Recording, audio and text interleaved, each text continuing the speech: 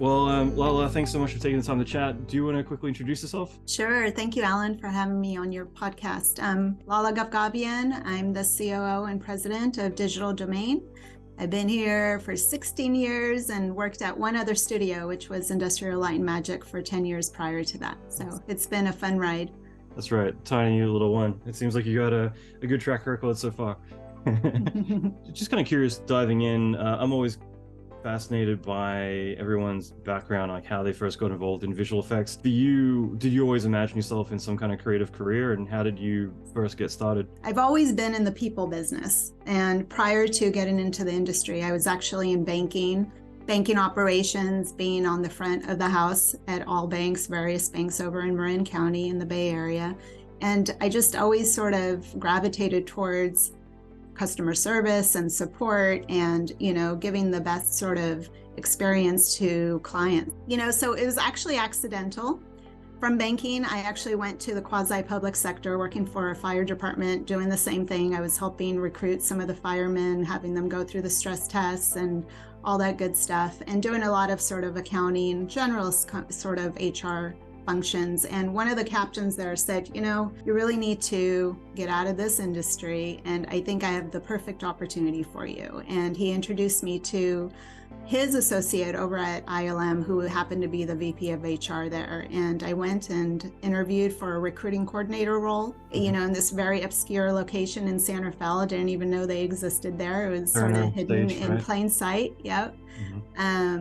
And that's how I started in the industry, starting as a recruiting coordinator. That's really cool. I'm just kind of curious about what you touched on in terms of finding firemen or fire people to hire. Like, I was kind of curious, like, were there any common personalities that you found, or personality traits between all those people, besides being crazy enough to want to jump into flames? The biggest sort of trait, and I guess, I don't know if it's a skill, it's just something you're perhaps born with, is really being calm under pressure. And the truth is that applies probably to every industry in the world. Yes, when pressure is high and stresses and schedules get low and budgets shrink, it's really how you handle yourself. That's really a key component and trait that I always look for in talent, whether it's in the fire departments or, on the visual effects side of the business.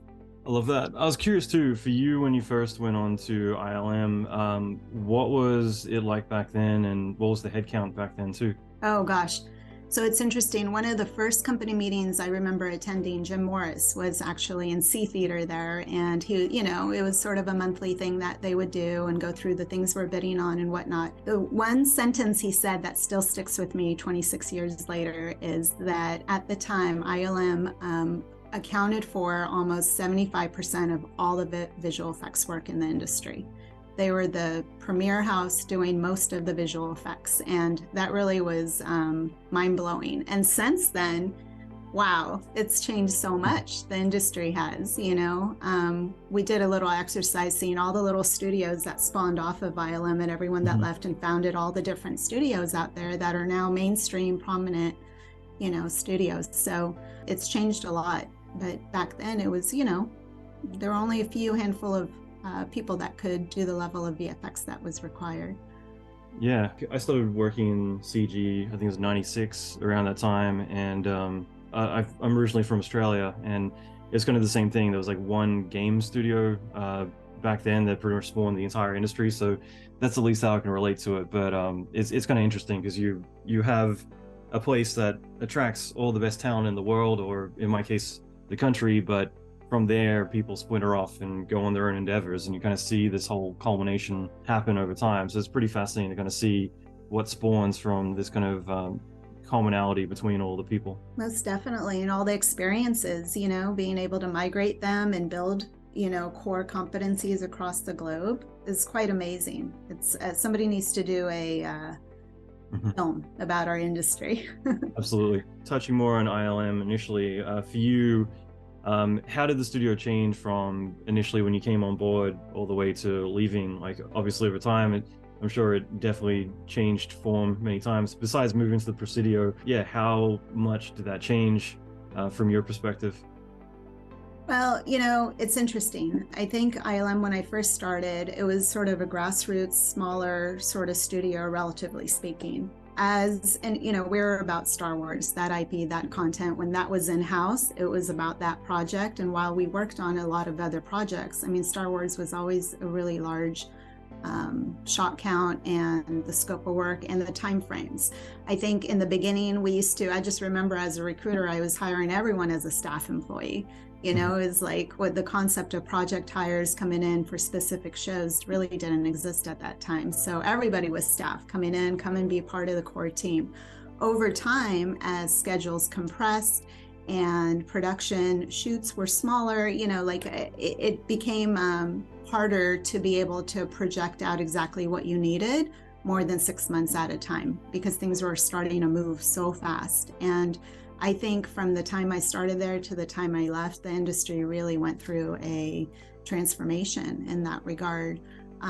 Whereas a small handful of people were coming in as staff, and majority, were project-based coming in, which really sets a different dynamic in the culture, just the whole vibe, right, and energy of a studio. So I think that's one of the fundamental changes that happened from the time I started to the time I left. That's great. That's really cool. And have there been any major lessons that you learned early into your VFX career that have stuck with you over the years? In the olden days, because the quantity of experienced CG talent was minimal. I mean, we did a lot of school outreach to schools that had CG programs. They were all in their infancy. So they're still trying to figure it out. And, their well-established fine art programs never spoke to the CG programs because they thought they were just two very different things. And, over time, what was really great was seeing how important it was for that synergy and being able to build the talent, within the industry. So at ILM, I did learn on working with the supervisors and creatives. It was really like looking at portfolios. It wasn't straightforward in terms of, oh, this person can be an animator. Half the time there wasn't even animation on there. It was their life drawing. It was their understanding of anatomy, how, things move. So we evaluated people in different ways. Whereas, now we still look for those foundational things, but things are a little more straightforward because we're so well established, as an industry, and the programs out there, and anybody can just download some of the software and start, self-learning how to use Maya and whatnot. So I think some of the things I learned from there is don't underestimate when somebody puts forth a portfolio and it may not have exactly the 1 through 10 checkoff boxes that you need to see, that they may still have something there that can sort of transform over, and they can be an amazing talent in the future. I love that. Yeah, I guess back then especially, it's more about trying to bridge like talent versus the technical ability, and how confident you're going to be about being able to transition over there, versus now obviously it's more about butts and seats. As long as you tick all the boxes, then you can sit down and do it, because we've grown up with this software these days rather than it being a new concept. I was curious too, like for you moving to digital domain, like when did you know that it was time to try something new? I really thought I was going to be at ILM and Lucasfilm for much longer than I was. At the time, 3 of the principals over at Lucasfilm and ILM moved over to DD. That was Mark Miller, Kim Library, and Cliff Plumer. They had been here a year, and they called me up, Cliff specifically, and said, hey, I have an opportunity for you. What will it take for you to sort of consider it?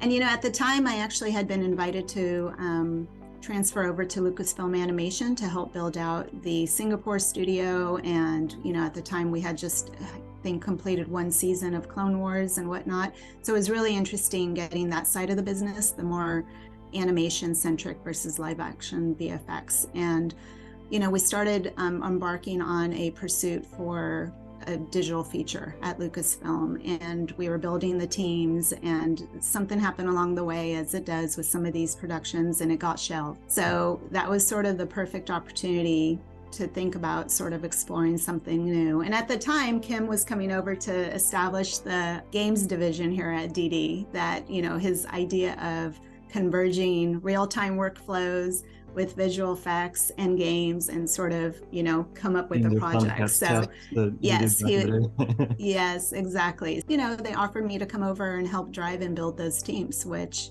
I loved working with Mark, Kim, and Cliff, so it was really hard to say no. But That's that cool. was how I started here. For you coming on to Digital Domain after being somewhere else for 9+ years, like what was that experience like? Moving to a whole new environment, mostly new people, and I guess comparing what you know versus what's new or a different perspective on things. Yeah, so I got a little spoiled at ILM because there was never an offer that got declined. You know, it was really easy to attract talent to ILM. It wasn't really that difficult because of the quality of the projects, the innovations, you know, working at ILM on a Star Wars property that had a lot of cachet. When I started here, I had a little sort of anecdote here is that the first 2 weeks I was here, I had extended 4 offers and 3 declined and 1 said yes. And I remember marching into Mark's office and saying, what did you get me into? How come nobody's saying yes to my offers? I have to like work double hard here to attract talent to the studio. But truthfully, it was really hard because of, you know, it's about the projects, right? And the type of projects. And I think over time, we were able to really establish ourselves and be able to attract some of that high quality content for people who want to come and be a part of. One of the things we really had going for us, of course, at the time was we're the only studio using Nuke, given it was created here. So a lot of people wanted to, especially compositors, come and work in that tool here. But it was a double-edged sword because we needed to ramp them up and train them up on this proprietary tool that wasn't available yet commercially. So, you know, there's a lot of challenges in the beginning. The one beautiful thing about starting here, which was really near and dear to my heart, was that Didi really reminded me of what ILM was when I first started there. You know, the family environment, the collaboration, and just sort of this was an artist-centric company, and it really still is to this day. That's really cool. Yeah, like early days of DD especially, it's obviously grown into a big globalized monster in a good way. Just to jump around a little bit too, in terms of your background in talent acquisition, I was curious for you, like what are some of the common things that you look for in resumes? And I know that's a very generic thing to say. At the same time, like I'm more curious, like what are some red flags and things like that, that if you go back to those days, like when you're looking over applicants, that your spidey senses might tingle in terms of concerns or things like that. Just what are the common things that usually kind of pop up that you look out for when looking over applicants? Ironically, back in the day, many years ago in the beginning, the red flags are when you go forward to now, they're actually things you do look for, you want to see on a resume. So it's exactly a 180. So back in the day, seeing people jump from one studio to the other with, you know, project to project, that was a flag. It's like, gosh, why can't they sort of be at one studio, right, for the duration? Whereas now, you want to see people kind of going from project to project because you get an indication that they're able to sort of be nimble and work, and they're flexible, and they have a wealth of experience at different studios, knowing fresh eyes on how to approach, you know, certain shows or shots or whatever discipline they may be in. That's actually valuable. Not to say it's a ding against you if you've been at one studio for 25 years, but you know, when you are looking for fresh eyes and ideas and coming in and seeing how we can do things differently, you want to see that diversity in a resume. Yeah, it's really beneficial too, being exposed to a lot of different studio pipelines as well. So yes, yeah, a bit more malleable. Just a bit of context, I think that this is really valuable for a lot of people who kind of assume like, hey, I'm going to send in my resume and, you know, everything just is a tick of the box and I get hired, instead of realizing, like, first of all, like how volatile the hiring process can be and how easy it is to have your resume or your application dismissed. But I was curious, what is like the kind of bigger process of someone sending a reel into a bigger studio and then from there being hired? Like where does that kind of typically navigate? And obviously it would have changed since your time on the floor, but what is the kind of more the macro view of application to hiring process? Yeah, so I mean, I always tell everyone, all applicants, candidates out there, that your submission's going to get the most attention when a studio is hiring, when we really need to ramp up. And oftentimes when that's happening, there's less submissions because everyone's hiring. If we're hiring, everybody's hiring because of the way the work is distributed these days, right? 4 studios work on the same film and they need all the same disciplines. When something is submitted, I mean, we do have a whole recruiting team here in terms of going through. We're always sourcing whether we're hiring or not, and we always do informational chats whether the opportunity is there or not. And really, you need to it's constant conversations, right, to know where the talent is, when they're next available. Are they willing to relocate? Do they want to work from home versus, it's gathering sort of baseline information. So when you do actually have a need, you're able to sort of quickly just call and go, oh, I have on my list of people that are available on within this month and this time period, and here's sort of the baseline information to expedite it. Because when we need to hire, it needs to move fast. We have department supervisors here that for each discipline, so each one assesses talent that comes in through their reels and portfolios. Oftentimes, because the more senior talent, they're sort of known quantities to a certain degree. So more often than not, people are actually familiar.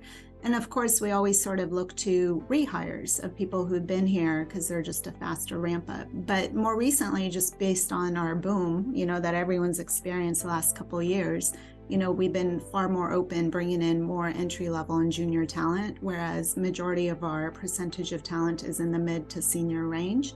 And that's really proven to be successful for us because then they grow, and knowing only our studio and our pipeline for that moment in time. So the process varies discipline to discipline and the requirement of what materials should be submitted, but we have a pretty comprehensive website and careers page that outlines all of that.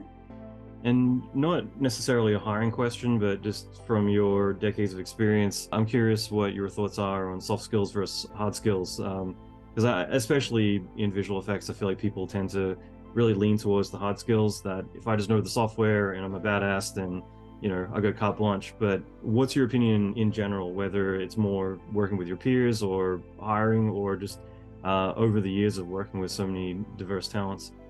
Yeah, soft skills are paramount. They're actually sometimes more important than hard skills because hard skills at times you can teach at the end of the day. The soft skills, they really need to be developed over time as folk mature into their positions and in the industry. You're dealing with people all day long. Sure, you're looking at a computer and a shot, but you need to present your work. You need to be able to articulate it. You need to be comfortable getting feedback back where it may not always be positive feedback, so it's so paramount and important for soft skills to be able to really evolve within your role, knowing how to be a team player, and then especially the work from home, because we're still a work from home paradigm here at DD. You're not sitting next to people where you can just sort of casually have a conversation. You really need to know how to reach out to people, ask for help if you need it, or ask the questions that you need to get answers for in order to move through your day here. So the soft skills are very, very important, actually. And we evaluate that we interview everybody, unless it's a rehire, and everybody knows. So, that's evaluated through the interview process. Were there any mentors, books, resources? Like, what did you lean into to get more acquainted with, especially more in the infancy of visual effects, where I feel like it was more the Wild West? I feel it's, depending on the scale of the studio, there's definitely more of a corporate feel to it to an extent. But yeah, like what was that like for you? Was there any resources that you leaned on to really kind of get up to speed and understand more of that side? Yeah, I've been very fortunate in my career in this industry. I've had 2 really super strong mentors. Gail Curry, who was the GM and head of Lucasfilm and also ILM, the CG department, for a really long time. And then Carlene Elliott, who actually was a recruiter, but she taught me so much. Oh my goodness. I've learned so much from both of them. And so I was very fortunate to sort of get a better understanding of it's again, biz ops, recruiting, HR, creative. You're dealing with people. It's people trying to relate with each other at the end of the day and communicate. And so, the baseline foundation is just knowing how to interact with folk, being able to support and remove obstacles, when you're on the biz ops side, in terms of being able to get the best out of what we're trying to achieve as a company and our goals. That's cool. I was curious, like, do you have any advice for finding mentors as well? And I think that's just one of those things, because I think that sometimes you're lucky, right place, right time. People want to invest their time into other people, but obviously, especially the busier people are, the less time that they have available to give other people. And I think that there is a bit of a disconnect there where some people just assume that everyone's time is available and free versus really understanding that to get someone to be able to give up their time, they got to really make sure that that person's aware that, like, I'm going to utilize that and respect it and make it worth their time, rather than just taking up everyone's time and expecting that to be a free thing. I think in our industry, it's matured so much. There's so many organizations, the VES. I mean, there's a lot of different structured organizations that have really various initiatives that sort of for this exact reason, to reach out and mentor the younger generations and bring more visibility to our industry and the disciplines and the opportunities and careers, because it still is a little bit of a black box. We do have sort of a niche within the general global market, and we used to do a lot of, before the pandemic, a lot of school outreach, being able to go to even high schools to bring more visibility, even from that stage, to know that, you can evolve and go to college to pursue careers in here. Finding a mentor, truthfully, it's in so many different ways. It's just even through LinkedIn, doing a cold call out to somebody that you may respect or looks interesting, to just ask. It's like putting yourself out there and pursuing that. You would be surprised that a lot of sort of established talent, they want to give back in this way. And sometimes it's hard to find that person, that you can sort of be able to mentor and provide all of, download of your knowledge that you've experienced throughout your own career. Yeah, I'm sure it's a bit of a numbers game too. You can't just fire out one or two cold emails and then expect everyone to, bend over backwards. But you're right, like finding that right fit is really worth it. To touch on resources, like, are there any books that you've read over the years that really made an impact on you? I read a lot of books, actually. I read a lot of books and I say, this should be a movie. And then I think, oh, wow, this would be a great movie. I can't read a book without seeing it in a movie. In terms of growth, Catherine Winder wrote a book called Producing Animation, and that was a really, do you have it there? I don't. The book I was thinking of was The Visual Effects Producer, but I do know the book. I haven't read it, but it collected dust for a long time somewhere in my bookshelf. Yeah, that pops out in my head, actually. So that was a really beneficial book. And there's just, as a recruiter at the time, when I needed to look at reels and whatnot, because we'd always do a first pass, I had a lot of books I needed to myself learn, the principles of animation, what to look for and whatnot. So I do actually have a nice library of that. Yeah. And actually these days, it's not really about books. It's about, you can go online and just get any information you want on any aspect of visual effects really quickly. Yeah, it's amazing how many resources are out there these days. So it's pretty mind-blowing overall, just to be able to jump online and be able to find almost anything. For you and your experience with DD, like, I asked this about ILM, but how has DD changed over the years as well? Obviously, it's gone through a few increments over the years, and you guys set up a second division in Playa Vista, or Playa del Rey. I always get the two mixed up. For you coming in to where things are now, how has the studio changed over the years? Yeah, I mean, the most prevalent is we're a global company now, whereas when I first started, we were in Venice on Rose Avenue. The peak of our capacity at the time was, I think, 600 people all in one building, working on, all the different projects that we would. What was the digital domain burger at the firehouse right across? Yeah. Yeah, it's still there. And now Google lives there, but we do have a Playa Vista studio. We still have a footprint here in LA. So really what's changed is the biggest population now of our throughput teams and leadership are actually in Vancouver. So we do have a Vancouver studio, we have a Montreal studio, and we also have a studio in Hyderabad, India. That's really changed since I first started here. The culture changed with that, of course, as well. But it's allowed us sort of to grow as a company, get a little more sophisticated, relatively speaking, and be able to really take on different types of work that historically, perhaps we couldn't, because we weren't able to sort of scale in that way. That makes total sense. For you, since your promotion to both global president and COO of digital domain. What's become your favorite part of the job overall? Oh, wow. That's a good question. We don't have any red tape here. We really aren't a corporate company. We have a pretty flat management. So I have a first team of managers and senior staff that we get together, and we're able to really drive the direction of the company, on at least for our core visual effects side, in a swift and nimble way. We don't have a lot of delays in decision making. We're able to be really quick about it, to know kind of, we're going to do this project, we're going to do it here, we can't do this project, whatever it may be. That's actually my favorite part of the job, is being able to move through the day, make fast decisions, and just see the results of that quickly, versus sort of stewing in it, moving through layers of approvals, etc. So it's really helped us sort of, our pace of being able to react to changes in the market, or being able to sort of really serve the client needs in terms of what we need. It's allowed us to really benefit from that.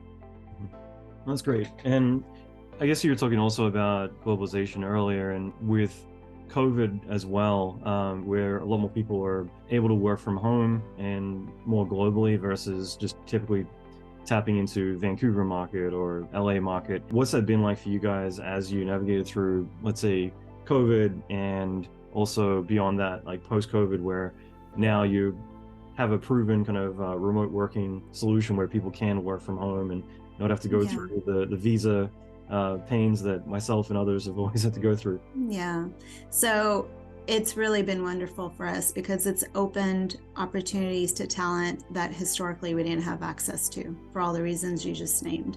It's allowed us sort of to reach overseas and being able to sort of pursue talent and really build out our teams for certain projects in a way that could take much longer historically to do, and by that time sometimes you miss the boat. Whereas now, because we're the connectivity, we have a colo that everyone can sort of tap into. The biggest issue is running bandwidth tests in terms of their own setup, to see it's conducive to the workflow and whatnot. So it's really wonderful, because we have talent all over the world right now working on various projects. The time zones sometimes can be challenging, but most talent who don't want to relocate, or they can't relocate, are willing to sort of work different hours depending on the show needs and whatnot, to sort of be flexible in that regard. So yeah, it's been really wonderful. We have brick and mortar in Montreal, as well as Vancouver, and of course LA and in Hyderabad. But for the moment, if we're going to expand, the work from home is probably going to be our pursuit, versus opening up another brick and mortar elsewhere. Yeah, it definitely seems to be that way. I mean, I think it was Scarecrow. There's one place in San Francisco that tried to become like a virtual studio decades ago. It was probably like 2009, something like that. And it was interesting at the time because it sounded so weird, but these days, where you're physically located doesn't necessarily mean that that's where your business is necessarily operating out of all the time. So it's definitely, the world's changing quite rapidly in that regard. It really is. It really just took, it's amazing when you can have one unified goal throughout the whole industry, and what you can achieve with that when everyone's on the same page. No, I love that. Yeah. And I guess, not to put you on the spot, but I was curious about this just because I feel like a lot of people are a bit aloof to it, and I thought you would be a great authority on talking about a bit more of the bird's eye view of, let's say, just the broad strokes, like from your perspective. Like, could you elaborate a little bit on like what the typical process is from project in to project out? Sure. Well, it varies, of course. We get awards on projects that are in different phases of production. We, of course, want to always be at the very, very beginning, when there's still a script. Ideally, there's a VFX supervisor attached. We oftentimes have our own VFX soups loan out to the studios, so they're attached to the project from the very beginning. The first thing is, of course, ideally there's a breakdown. If there isn't, we'll help the client with a breakdown as well. And then we go through first pass bidding. And typically we're bidding the entire project, even though we know we can't do the entire project. But we do take that first pass. And then, we go through various iterations of bidding on a project. Oftentimes it could be upwards of 3 or 4 rounds of it, whereas then it gets a little more defined in terms of the scope and sequences and volume, and it's always a conversation with the client. And I find that the clients are very collaborative in terms of, what do you want to do? Do you want to do this sequence, this package, that package, being able to sort of pick and choose. That's why it's really great to be involved in a project from the very beginning, and then from there, sometimes that's a really quick process before the award comes in. Sometimes it's very lengthy depending on how far they are in terms of, their own process and in being able to start giving awards out. Ideally, we love to bid on projects before they're actually shot so we can be on set and be a part of that process as well, especially for the sequences that we're going to inherit. But again, it varies from project to project and client to client in terms of when we get inserted, with an award on there. And of course, there's something called 911s of projects that are already in full production. They have 3 months left and they just need an extra pair of hands to get it to the finish line. And those are really fast bids. It's really sometimes just a phone call to go through everything just so you can quickly jump into it. Negotiate the money after you deliver. Just start tomorrow. Sometimes, yeah, sometimes.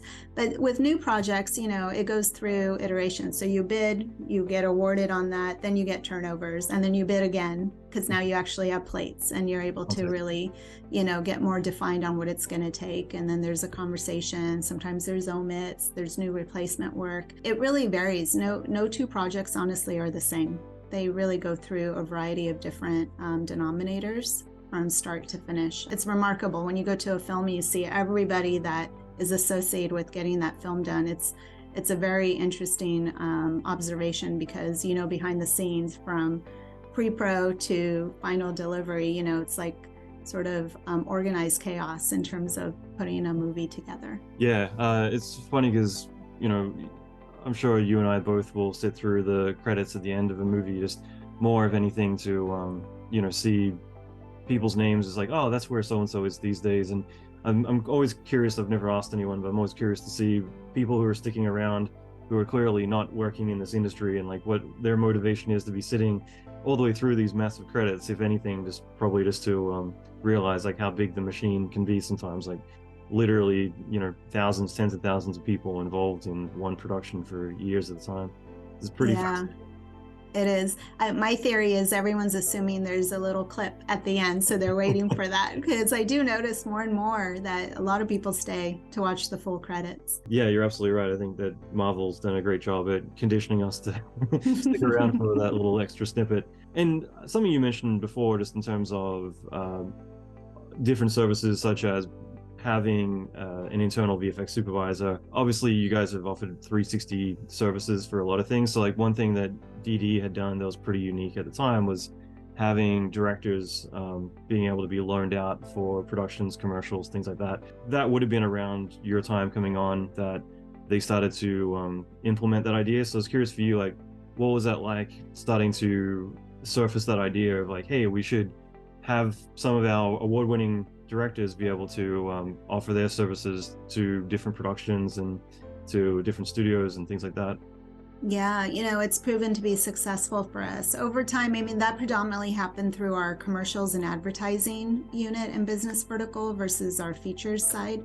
But with the features side, it's really our VFX supervisors. It's the same notion, and being able to sort of be loaned out to a client, try to be the hub on a project and really sort of manage that. That helps the client, it helps us. It's a win-win scenario. It doesn't always work out that way, but we do have multiple supervisors that we've been able to, they really don't even work in-house anymore, but they're still exclusive to DD and they're still employees of DD and have been with us from the very beginning. So I think on the commercials advertising side, we actually do still have a few directors that get attached to projects, and they sort of double duty. Sometimes they're the director and the VFX supervisor, or the director and then we assign a VFX supervisor to work with them. So yeah, it gives us a diverse opportunity for talent here to have new opportunities that just aren't the same old all the time, and being able to flex in ways and pursue their sort of career ambitions, to being able to direct, which, is usually on everyone's docket in terms of some of their goals for the future. From your perspective, like what are some of the fondest projects that have come through the doors of DD that you've been involved in? It's analysis paralysis in the sense that there's so many that would come in, and it's hard to keep track of them all for you. But yeah, from your perspective, like what's that been like? Is there any film projects that stood out that you're particularly proud of or are memorable for other reasons? Yeah, it's interesting. I guess before we expanded as a company into different geographic locations, one project instantly just came into my head when you asked about that is Real Steel. That was a really near and dear project because of the content, what it was, the experience for the teams, the client, the director, Sean Levy. It was just, all of it was a wonderful experience from beginning to end. And then the end product of what that feature film was, it still holds up today in terms of, you still have little tears in your eyes at the end of it. So that one really sticks out for me. It's cool. I haven't seen that movie still to this day. Oh, you have to see it. I've had a few friends who were working on it at the time, because I think I just left ILM and I'd come down here, and I'm actually in Portland, Oregon right now, but down to LA. But yeah, I had a few friends on that, and I think I was chatting with Paul Lambert recently, and he mentioned. Oh, yeah. So, yeah, it definitely seems like there's a lot of amazing talent tied to that project. Again, over your career, is there any particular lessons that, like, just early on in your career that you've kind of stuck with over time, like any big ahas or even negatives that you turn into a positive, just things that have really shaped your career and how you function more top level these days that you acquired early into your career? Yeah. You know what? One of the, it's people related, right? It's interpersonal skills. It's like what I've learned. I think our industry is a little bit of a magnet of, you have hierarchy, right? You have from the PA to all the way up to the director, some big powered studio executive. What I learned really early on is you really need to treat everyone the same. It doesn't matter if they're the receptionist or, a Fortune 500 company owner in terms of it, because you never know, first it's the right thing to do, right? Treat everyone like you want to be treated. Yeah. But people evolve in this industry so fast, and it's a relationship business at the end of the day. It really is, and you really need to have that foundation and the ability and trust and integrity to being able to sort of, pursue whatever it is you're pursuing, whether it's a creative or administrative or executive or financial sort of endeavor career within it. So I do think that's sort of one of the things that very early on, I think my banking experience was always that, because, you got to deal with all sorts of customers coming in the door. Yeah, it doesn't matter if you're an EP or a PA, you got to treat people like a human being. Yeah, with full respect. It's true. Absolutely. And I guess just touching on, obviously AI is a topic I can't not bring up, just because behind the curtain, you guys have been very invested in that a lot longer than everyone else who's just kind of coming on now. I had Doug Roble on back when he was at DD, and obviously, he had a lot to say when it comes to AI and all the fascinating things you guys are doing with deep learning. AI, what's your thoughts on it? Yeah, look, I think it'd be silly if we didn't give it some serious attention, and as you said, it's been in our toolbox for a very long time, actually. I think it's more about how it can be cross-utilized now and enhanced in terms of being able to sort of support and, the artists and our workflows and whatnot in a way. It's not to replace it, it's really to supplement it, and being able to put more of that creative talent and ability up on the screen versus getting ready and the setups and the transactional things that, nobody likes doing at the end of the day. So if it allows artists to have just 2 more iterations on a shot, than they actually had time for before, I think it's done its job at the end of the day. So we are embracing it. We do have sort of a unit internally that's really expanding and pursuing different sort of innovations within R&D and enhancing our current sort of machine learning tools we have specifically for our virtual humans branch of the company, in terms of implementing it more. Do you want to elaborate even just lightly on the typical technology used for DigiDoug and DigiZoe that you guys have harnessed over the years? Yeah, so gosh, Zoe is sort of our new generation of DigiDoug, basically, and really the fidelity and the voice, all of it has really sort of advanced since we had DigiDoug. No offense to Doug Rebel, because he's one of my favorite people in the world. We're still using Unreal Engine, real time. It's in terms of being able to create it, and we're still using all of our VFX tools in the toolbox to really create the virtual likeness of Zoe, the actress that is who our AVH is right now. And we are, using chatbot. I probably said that wrong, but different ones out there. So we do have a lot of third party sort of underlying. For instance, we're not a voice company. We don't have software. We don't create voices. So we do have a third-party vendor that creates the voice, and we've incorporated into the workflow here.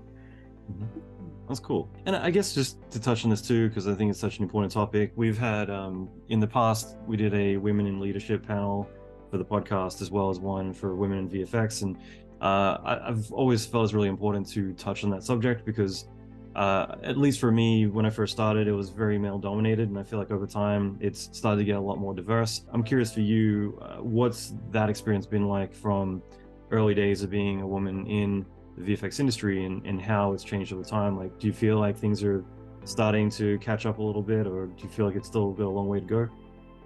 Yeah, it's interesting. I was very fortunate having started at ILM. There were a lot of women leaders there across the board in different roles. So I was very lucky to sort of see that and have, folks sort of set that example in terms of what can be achieved, whether they're running whole divisions or within technology or, production, finance across the board. Ironically, I think we had one male executive out of the whole bench, for a minute there. So that was really cool. That being said, yes, I do think that, at DD, at different companies, I think we could probably do a better job in being able to bring in more diverse talent, in terms of more female supervisors, and being able to sort of reach into that a little bit better. So we do have different initiatives we're pursuing. There needs to be interest too. What I do realize early on, going out to schools, you go to, an animation-centric class, and out of the 30 students, there's 2 females in there. There also needs to be interest in wanting to be part of certain disciplines, and for instance, effects, which I know is your background. I think I can count on one hand, senior effects talent that was a female variety. So, it's really, I do think we still have a long ways to go. Yeah, it was interesting for me, like in the late 90s, I felt like when I met a girl who had an email address, it was like, holy crap, like you have email, you use a computer? Because I do think that it just more gender-wise, like men tended to do nerdy stuff, and nerdy stuff wasn't so cool back then, whereas now everyone does nerdy stuff, so it's no longer nerdy. So I think you're right, like over time awareness kind of started to sprawl out, so it wasn't so much just being a boys club as it was more about awareness of like all these really fun, fascinating things that people can do. And now, like where I'm working these days, like we've got a pretty balanced team of men, women, trans, and just across the spectrum. It's been kind of good just to see everyone kind of diving in, rather than it just being a bunch of guys doing their thing. And yeah, you're absolutely right. It definitely, there's always going to be room for improvement. Always, yeah. And I think everybody just sort of needs to do their part to provide and give opportunities, and actually, to your point, bring visibility to our industry and the different opportunities within it. For sure. Honestly, it's been really great to chat with you, and I'm really grateful for your time. Congratulations on all your success. Huge fan of Digital Domain and all the things that you guys do. Thank you so much for your time and bringing us to the limelight here. Really appreciate it.